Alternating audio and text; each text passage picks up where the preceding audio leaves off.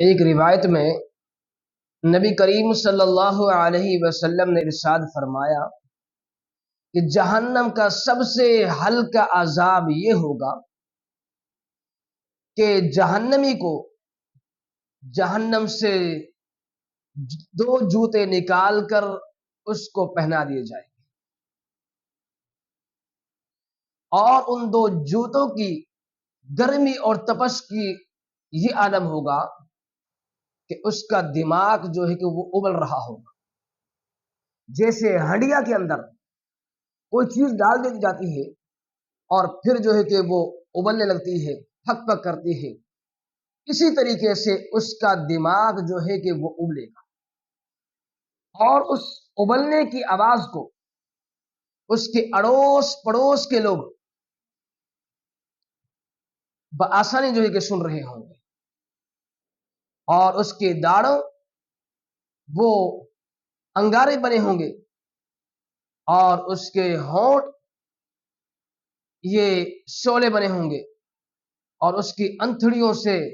اور اس کے قدموں سے آگ کے لپٹیں نکل رہی ہوں گی، اور وہ یہ سمجھ رہا ہوگا کہ مجھے سب سے زیادہ جو ہے کہ سخت ترین عذاب دیا جا رہا ہے، حالانکہ یہ سب سے ہلکا ترین عذاب ہوگا کہ جس کی وجہ سے وہ اتنا پریشان ہوگا۔ اور یہ تو دو جوتیاں پہننے کا حال ہے، اگر کوئی شخص سارا کا سارا جہنم میں ہو، یا اس کے جو ہے کہ قدم سارے جو ہے کہ جہنم میں ہو، اس کا کیا حال ہوگا، کیا منظر ہوگا وہ؟ تو یہ وہ جہنم ہے جس کا ہلکا سے عذاب کا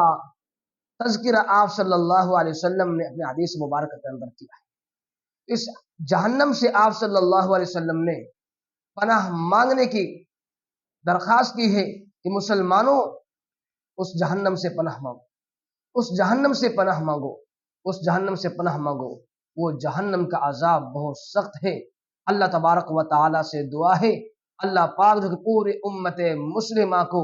جہنم کے عذاب سے محفوظ فرمائے۔